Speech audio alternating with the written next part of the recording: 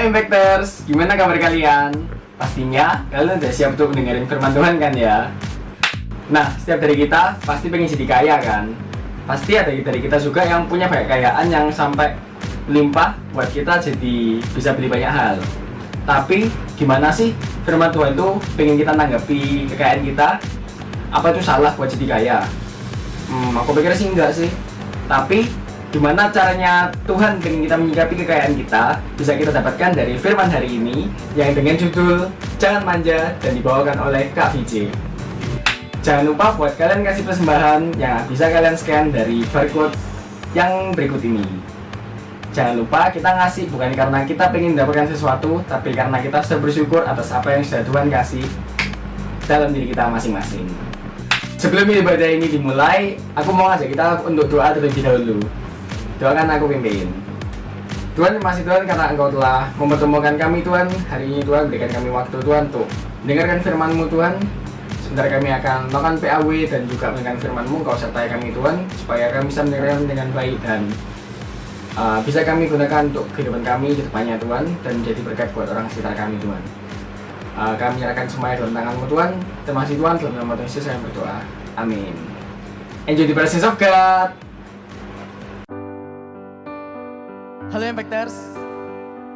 Jadi aku akhir-akhir ini punya pertanyaan buat diriku sendiri sama Tuhan. Kenapa kok kita ini harus nyembah Tuhan? Kenapa kok kita itu harus meninggikan nama Tuhan? Apalagi kenapa kok kita harus dengerin firman Tuhan tiap minggu? Sampai akhirnya aku dapat jawaban. Apalagi kalau bukan karena Tuhan yang sudah ngasih kita. Bahkan waktu kita masih ada di kandungan mama kita masing-masing. Kasih Tuhan yang bawa kita untuk memuji namanya, untuk menyembah namanya dan meninggikan namanya. Jadi aku mau ngajak kita semua untuk fokus dan menyembah nama Tuhan dengan lagu To My Knees. In the Savior's love, I found joy beyond compare. Endless peace covers all of me. When you breathe within, When you breathe within, you turn winter into spring. You dissolve every grief in me. your love Brings me to my knees. Brings me to my knees. My King forever. You are all my heart desires. Till the end of time. my soul surrender. My soul surrender. My soul surrender. Because of your love. In my vacant heart, In my vacant heart, Lord, you came and made a home. You bring light to the dark in me. when I lose my way, When I lose my way, I am beckoned into grace. You alone are my everything. Your love brings me to my knees. brings me to my knees. Brings me to my knees. My King, My King forever. You are all my heart desires. Till the end of time. my soul, My soul your love brings me to my knees. Brings me to my knees. My King forever. You are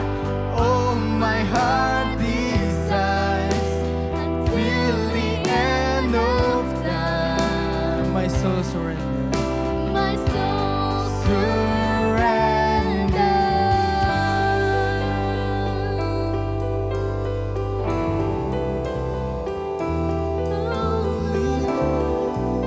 Your love brings me to my knees. You're my King forever. Oh Lord, we worship you, Lord. Into my knees, oh your love. All the earth sing. All the earth sing of Lord mercy God never ending. I will worship with all that is within me. Holy, holy, Holy, holy, Lord God Almighty, King of heaven, yours is the glory. All the earth sing of mercy never ending. I will worship with all that is within me. holy, holy, Holy, holy, Lord God Almighty, King of heaven, yours is the glory. your love.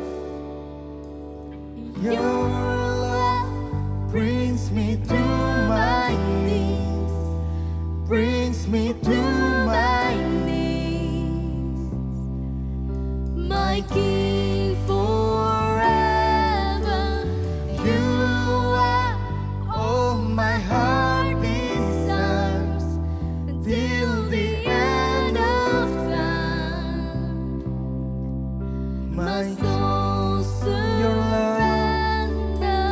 Your love brings me to my knees, brings me to my knees, My King forever. You are all my heart desires till the end of time. My soul surrender.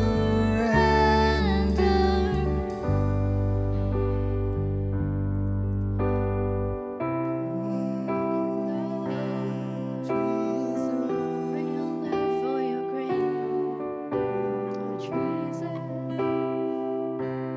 Terima kasih Tuhan. Terima kasih Tuhan karena Engkau telah menyediakan kami waktu Tuhan, berikan kami waktu Tuhan untuk memuji dan meninggikan nama-Mu Tuhan. Sebentar kami akan mendengarkan firman-Mu Tuhan. Engkau sertai Tuhan. Hamba-Mu yang akan berbicara Tuhan. Engkau sertai Tuhan lidah bibirnya. Semuanya Tuhan dari kepala hingga kakinya Tuhan. Biar apapun yang dia katakan Tuhan, itu sesuai dengan apa yang Kau inginkan Tuhan untuk Kau sampaikan Tuhan. Dan sertai kami Tuhan yang akan mendengarkan firman-Mu Tuhan. Biarkan kami fokus Tuhan dengan firman-Mu, agar itu bisa kami lakukan juga Tuhan dalam kehidupan kami sehari-hari Tuhan. Untuk muliakan dan meninggikan nama-Mu Tuhan. Pada orang-orang sekitar kami juga Tuhan. Dan menjadi berkat Tuhan untuk semuanya Tuhan. Terima kasih Tuhan. Dalam nama Tuhan Yesus kami berdoa. Amin. Hai guys, kenalin nama gue VJ. Welcome to you yang baru pertama kali hadir di Badai Impactors, dan welcome juga untuk teman-teman yang lain. Aku berharap kalian semua dalam kondisi yang sehat dan kalian siap untuk bertumbuh bersama-sama dalam firman Tuhan. Hari ini aku akan bagikan firman Tuhan dengan judul Jangan Manja. Dan sebelum kita mulai, aku akan ada beberapa pertanyaan. Aku minta teman-teman untuk lihat diri kalian dan coba bayangkan diri kalian. Oke? Yang simpel aja kok. Yang pertama adalah coba lihat kondisi kalian hari ini, baik itu secara finansial atau materi. Terus mau itu dalam kondisi baik atau buruk, coba kalian lihat dulu. Oke? Udah? Nah, terus coba kalian bayangkan jika kamu memenangkan atau mewarisi sejumlah uang yang di luar ekspektasimu. Mungkin hari ini kamu tiba-tiba dapat uang 10 miliar atau mungkin dapat uang sejumlah miliar-miliar tertentu gitu kan lah ya. Terus pertanyaanku adalah apa yang akan kamu lakukan dengan uang tersebut? Apa yang akan kamu beli dan bagaimana uang tersebut akan mengubah kehidupanmu?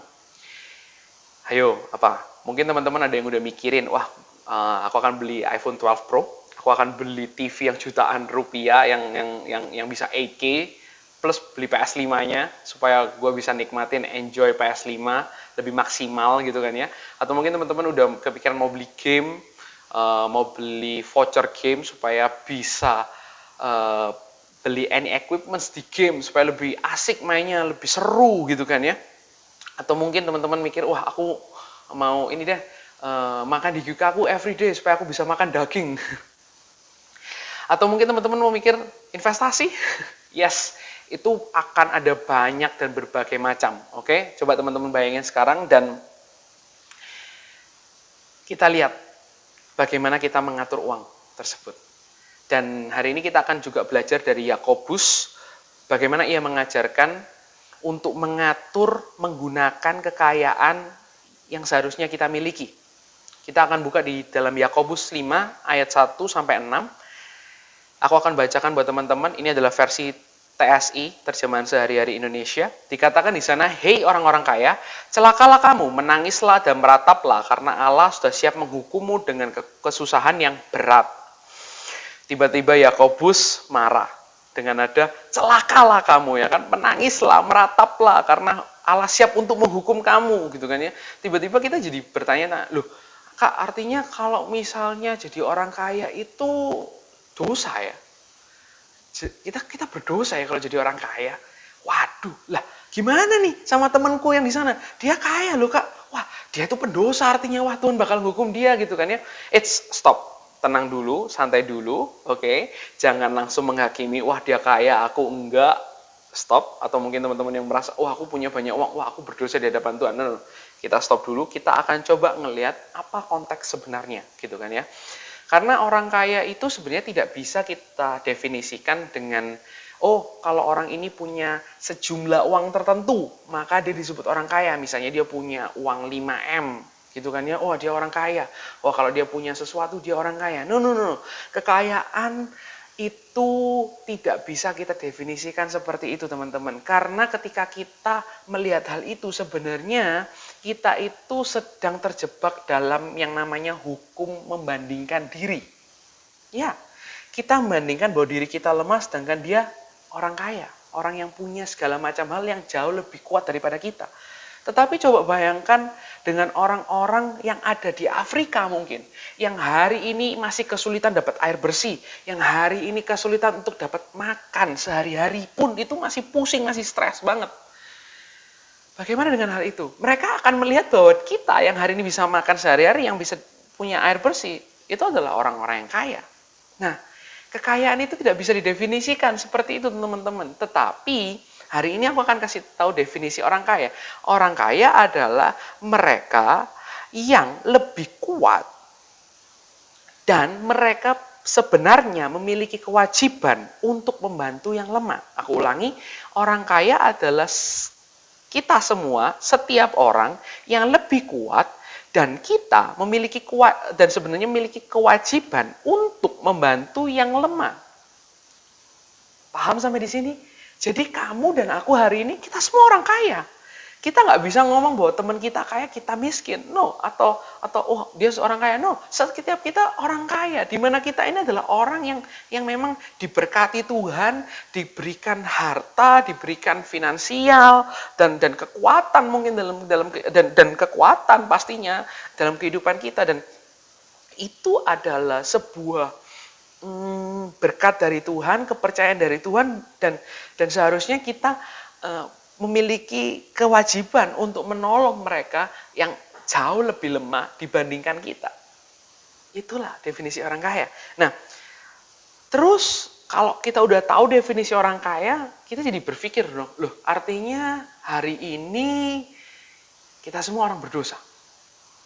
Karena kita ngelihat konteksnya kita termasuk orang kaya. Nah, kita akan coba lihat apakah menjadi kaya itu adalah sebuah masalah ataukah apa yang dilakukan oleh orang kaya itu yang menjadi masalah. Kita akan coba lihat berikutnya. Di ayat kedua, waktu Allah mendatangkan hukuman itu atas kamu, sepertinya semua kekayaanmu itu sudah menjadi sampah dan pakaianmu yang indah itu sudah dimakan ngengat. Hartamu yang terbuat dari emas dan perak sudah tidak berharga lagi. Aku garis bawahi di ayat 3a, hartamu yang terbuat dari emas dan perak sudah tidak berharga lagi. Ketika kita ngelihat tidak berharga lagi, artinya harta itu sebenarnya berharga. Tetapi harta tersebut menjadi tidak berharga. Karena apa? Setelah aku ngelihat ternyata itu ada jawabannya di ayat yang kelima. Dikatakan di sana, selama hidupmu di dunia ini, kamu sudah terbiasa dengan gaya hidupmu yang mewah. Dan apa saja yang kamu inginkan harus tercapai. Jadi akhirnya kamu sudah siap, kamu sudah menjadi gemuk seperti hewan peliharaan yang siap dipotong untuk pesta makan. Hari besar untuk kamu dipotong sudah tiba. Wow.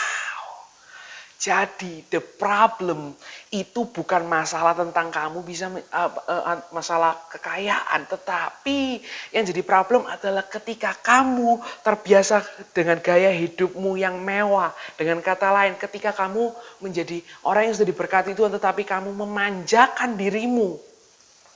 Oke, memanjakan dirimu dengan kekayaan, dengan kemewahan, memanjakan dirimu dengan kemewahan. Itulah yang menjadi masalah. Oke, Tuhan tidak membenci orang yang kaya, tetapi Tuhan membenci orang yang manja di dalam kemewahan. Aku ulangi, Tuhan tidak membenci orang yang kaya, tetapi Tuhan membenci orang yang manja di dalam kemewahan. Jadi teman-teman semua, kalau kamu punya cita-cita jadi orang kaya, it's okay. Tetapi kalau kamu memiliki cita-cita untuk kamu bisa memanjakan diri dalam kemewahan, you are in trouble. Nah, kita akan lihat. Setelah kita tahu tadi bahwa orang kaya itu apa, kita semua termasuk orang kaya, kemudian kita sudah tahu bahwa ternyata yang dibenci sama Tuhan bukan kekayaannya, tetapi kemewahannya. Oke, are you getting this? Dan maka kita harus cari tahu dong, apa sih manja dalam kemewahan itu gimana, supaya kita ini tidak terjebak di dalam hal tersebut. Nah, kita akan coba lihat di ayat 3b. Bahkan hartamu itu menjadi bukti di mata Tuhan bahwa kamu tidak jujur. Kamu menimbun harta hanya untuk dirimu sendiri saja tanpa peduli kepada sesamamu yang kekurangan. Jadi hartamu itu akan menjadi seperti penyakit yang akan menghancurkan dan membakar tubuhmu sendiri seperti api. Aku garis bawahi, kamu menimbun harta hanya untuk dirimu sendiri saja tanpa peduli kepada sesamamu yang kekurangan. Kemewahan, memanjakan diri dalam kemewahan artinya adalah ketika kita berusaha untuk nimbun hartanya kita untuk diri kita sendiri tanpa kita mempedulikan kepada mereka yang kekurangan. So the problem dalam kekayaan ini adalah menimbun harta dan tidak menyalurkannya. Aku ulangi, poin pertama yang dimaksud dengan memanjakan diri dalam kemewahan adalah menimbun harta dan tidak menyalurkannya. Itulah penyebab pertama. Mengapa Yakobus marah? Kenapa Tuhan mau menghukum orang-orang kaya, orang-orang Kristen yang kaya? Karena apa? Mereka sibuk untuk menyimpan uang bagi diri mereka sendiri dan tidak menyalurkan itu untuk orang-orang yang ada di sekitar mereka. Contohnya seperti memberi makan kepada mereka yang jauh lebih lemah, yang hari ini nggak tahu untuk makan apa. Menyediakan tempat ataupun mungkin baju untuk mereka yang membutuhkan. Menyediakan obat-obatan bagi mereka yang sedang sakit, yang nggak bisa ngobati, nggak punya biaya pengobatan. Dan mungkin menggunakan itu untuk kepentingan pemberitaan Injil sampai ke pelosok-pelosok. Hei, hari ini begitu banyak orang Kristen sibuk untuk mengumpulkan harta bagi diri mereka sendiri, tapi mereka lupa untuk menyalurkannya bagi yang membutuhkan. Tetapi hari ini kita diingatkan untuk membagikannya. Tapi mungkin teman-teman ada yang bertanya, loh Kak, tapi kan mending gitu Kak, kita harus menyimpan, kita harus juga menabung Kak. Oke, that's good untuk aku menabung. Tetapi habis itu kemudian pertanyaan itu akan berlanjut. Iya Kak, daripada di masa seperti ini, di masa pandemi, di mana banyak usaha sepi, akhirnya gulung tikar dan harus PHK pegawai atau ada yang di PHK, gak ada kerjaan. Bagaimana dengan itu semua Kak? Stres Kak kita Kak kalau nggak punya uang. Nah ini letak permasalahannya teman-teman. Ini letak permasalahannya. Ini yang Tuhan nggak suka. Kenapa kok menimbun itu dosa, jahat di mata Tuhan? Karena begini teman-teman. Karena yang masalah itu hati. Aku jelasin. Ketika kita menghadapi masalah, karena ketika kita takut menghadapi masalah keuangan, disinilah akan terlihat hati kita yang sebenarnya. Aku ulangi, ketika kita menghadapi masalah keuangan, disinilah kita akan terlihat hati kita yang asli, yang sebenarnya. Di manakah harapan kita? Di manakah hati kita? Apakah kepada Tuhan atau kepada Mamon? Mungkin ada yang ngomong, loh Kak, tapi kan ini Kak, ini hikmat Tuhan, harus nge-save money, harus menyimpan uang. Tetapi teman-teman, kalau boleh dilihat, deep inside our heart, ketika kita ngumpulin uang, apa? Kita sedang berusaha untuk membangun kenyamanan dalam kehidupannya kita.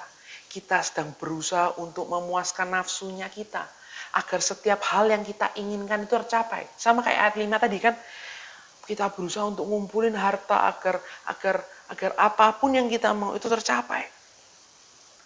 Dan kita nggak mau membagikannya. Then this is the problem. Tetapi seharusnya kita menyadari bahwa setiap berkat itu adalah kepercayaan Tuhan kepada setiap kita untuk bisa menyalurkannya kepada setiap mereka yang lemah.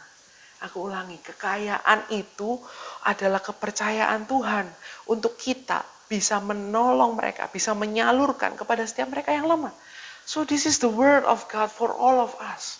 Hari ini, apakah kamu masih memanjakan dirimu dengan hartamu?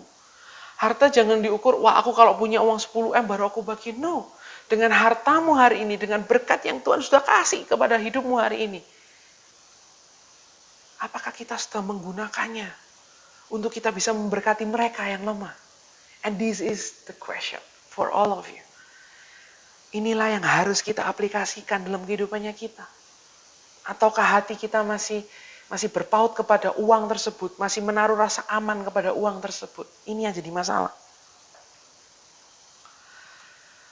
Dan teman-teman semua, perhatikan dan coba tuliskan. Kalau tadi kamu dikasih sejumlah uang tertentu, 1 miliar, 2 miliar, 5 miliar, you name it lah, berapa? Apa yang akan kamu gunakan? Apakah itu semua untuk dirimu atau kamu berusaha untuk menolong orang lain? Kita lanjut. Memanjakan diri bukan hanya satu hal, tetapi ada yang kedua, yaitu ayat keempat. Bukti ketidakjujuranmu nyata di mata Tuhan, karena upah orang-orang yang sudah beberapa bulan lalu bekerja di ladangmu masih ada dalam dompetmu. Dan sekarang keluhan-keluhan mereka yang sudah menuai hasil ladangmu sudah didengarkan oleh Tuhan yang Maha Kuasa. Aku akan garis bawahi di sana, bukti ketidakjujuranmu nyata di mata Tuhan. Masalahnya kedua, manja adalah bicara tentang berbuat curang dan tidak jujur untuk kepentingan diri sendiri. Berbuat curang atau tidak jujur untuk kepentingan diri sendiri. Ya, kita terjebak dengan yang namanya fokus pada kepentingan diri kita sendiri. Kita berusaha untuk membuat diri kita nyaman tanpa memedulikan yang lain. Padahal itu sudah menjadi haknya mereka. Tetapi karena kita yang kuat ini menindas yang lemah, kita hanya mikirin diri kita sendiri. So, sudahkah kita memikirkan hak orang lain? Mungkin teman-teman bertanya, loh Kak, tapi kan aku ini masih belum punya pegawai, masih belum punya bawahan. Tetapi teman-teman, simpelnya aja di rumah. Harta, aku sekali ngomong, bukan hanya sekedar kekayaan sebenarnya. Kekayaan bukan hanya sekedar ngomong tentang harta, uang, mata uang, no. Tetapi bagaimana kehidupanmu hari ini, itu juga sebenarnya adalah kekayaan dan berkat yang Tuhan kasih gitu kan ya. Mungkin di rumah punya pembantu atau sopir, sudahkah kita memperlakukan mereka sebagaimana manusia itu layak diperlakukan? Atau mungkin kita masih nggak sopan sama mereka, kita asal lempar, kita marah, nggak sopan, senangnya sendiri kepada mereka? Ataukah kita sudah mulai mengasihi mereka, menghormati mereka, sama seperti Tuhan yang menghormati kita, manusia yang nggak layak, manusia yang mencekno ini, yang sering mendukakan hatinya dia, tetapi dia tetap mengasihi mengasihi kita dan membantu kita dalam kehidupan ini. Tapi bagaimana dengan kita yang hari ini teman-teman udah dapat tanggung jawab nih, punya bawahan. Sudah nggak kita membantu mereka? Sudah nggak kita mengasihi mereka? Mungkin you give a little bit snack untuk mereka, belikan snack buat mereka, belikan minuman buat mereka. Itu adalah salah satu cara untuk kita bisa menggunakan kekayaan kita dan menyalurkan berkat kepada setiap mereka. Oke? Dan inilah inti dari apa yang kita bagikan hari ini. Jangan manjakan diri dengan kemewahan. Itu adalah hal yang jahat di mata Tuhan. Dan akar dari kemewahan tersebut adalah, ya, karena hati kita yang ingin aman dengan uang tersebut. So, inilah kesalahan orang-orang Kristen hari ini dengan berkat Tuhan. Mereka melihat bahwa berkat itu adalah untuk mereka nikmati sendiri, untuk memanjakan diri mereka. Tapi no, sekali lagi, berkat Tuhan itu adalah kepercayaan yang Tuhan berikan untuk kita bisa menyalurkannya kepada setiap mereka yang lemah. Hari ini, jangan tunggu kamu punya uang tertentu untuk kamu bisa bantu orang. Tapi mulai saat ini, start untuk membagikannya. Quote untuk terakhir aku mau ngomong adalah jangan manja. Kristen itu jadi berkat, bukan hidup manja dalam kemewahan. Oke, Kristen itu jadi berkat, bukan hidup manja dalam kemewahan. So, jangan manja. Mungkin hashtag hari ini adalah jangan manja. Start untuk membagikannya, start untuk menyalurkannya kepada orang-orang yang ada di sekitarmu yang membutuhkan. Aku akan sharing satu hal. Minggu yang lalu, aku cukup struggle, aku cukup berpikir keras bagaimana caranya aku bisa menjadi berkat dan menyalurkan berkat. Actually, minggu yang lalu, aku dalam posisi yang sungguh capek, sungguh lelah. Kemudian aku berpikir bahwa hari Minggu bisa jadi hari liburku. Setelah ibadah online, aku badminton. Setelah itu aku bisa pulang, istirahat, tidurnya. Tetapi teman-teman semua, tiba-tiba ada seorang anak yang telepon. Dan ibunya tiba-tiba mengalami kesakitan yang cukup parah sambil teriak-teriak. Dalam hatiku, aku ngomong, aku jengkel, aku malas gitu. Aku nggak mau membantu, aku nggak mau menolong gitu. Aku ngomong, kamu kalau bisa ya udah berangkat aja gitu. Dalam hati itu masih malas gitu. Jahat banget hatiku. Aku ngomong, aku jujur, aku jahat banget. Tapi di satu sisi, aku teringat sama Yeskel 36 ayat 26. Dikatakan di sana bahwa kamu akan kuberikan hati yang baru dan roh yang baru dalam batinmu. Aku akan menjauhkan dari tubuhmu hati yang keras dan kuberikan kepadamu hati yang taat. Hari itu teman-teman, aku cuma ingat bahwa ya, ketika hatiku keras, ketika aku malas untuk menolong, ketika aku malas untuk keluar uang, keluar tenaga, keluar bensin mungkin karena aku harus mengantarkan ke IGD. Aku cuma ingat, aku berdoa sama Tuhan. Tuhan, aku percaya kasih karuniamu itu cukup buat aku. Dan kamu akan mampukan aku untuk bisa memberikan yang terbaik. Untuk bisa menolong orang tersebut. Untuk bisa menyalurkan berkat yang sudah kamu kasih kepada aku. And guess what teman-teman? Kadang aku kalau cerita ini aku sampai bisa nangis gitu. Tapi aku teringat betul bahwa Tuhan memberikan aku kemampuan dan damai sejahtera dan peace. Sehingga aku bisa menjalaninya. Dan hari ini, pada hari itu hari Minggu itu aku bisa membawa mereka dan aku menolong mereka. Dan guess what? Pulang itu rasanya plong. Pulang itu rasanya peace. Pulang itu rasanya, man, ini sukacita yang sejati. Gak enak, mungkin kelihatannya gak enak. Mungkin kelihatannya kita terbatas. Tapi ingat teman-teman, dalam kelemahanmu kuasa Allah semakin sempurna. Aku jadi ingat, wah iya, aku bisa menolong seseorang itu karena kasih karunia. Hari ini kalau teman-teman masih ngomong, Kak, aku masih struggle, hatiku masih memanjakan diri, aku pengen jadi berkat. Ngomong jujur sama Tuhan, berdoa. Dan jangan berhenti untuk sekedar itu jadi laporan, tapi jadikan itu sebagai doamu untuk meminta kekuatan kepada Tuhan agar kamu bisa menjadi berkat dan menyalurkannya bagi banyak orang. So, I hope teman-teman semua kita menyadari hal ini. Bahwa ini last quote, kalian bisa catat, kalian bisa bagikan ini ke orang-orang yang lain. Kekayaan adalah karunia Tuhan, tetapi kebahagiaan kita bukan menggunakannya untuk memanjakan diri dengan kemewahan, tetapi untuk kepentingan melayani sesama. So, bagaimana dengan hartamu hari ini? Gunakanlah itu untuk memberkati banyak orang. Mari kita berdoa. Tuhan, kami mengucap syukur buat hari ini. Kami diingatkan kembali bahwa your grace, kekayaan itu adalah sebuah kepercayaan buat kami untuk kami bisa menyalurkannya bagi banyak orang. Tuhan, Engkau tahu isi hati kami. Engkau tahu apa yang terjadi dalam hati kami. Mungkin kami jahat, mungkin kami egois memikirkan diri sendiri. But we believe God's grace itu cukup untuk kami, untuk memampukan kami, untuk menjalani kami, untuk bisa menjadi berkat bagi banyak orang. Berikanlah kami kekuatan. Kami akui, kami jujur, kami lemah, tetapi dalam kelemahan kami percaya kuasa Allah itu semakin sempurna dan nama-Mu akan semakin dimuliakan lewat kehidupan kami.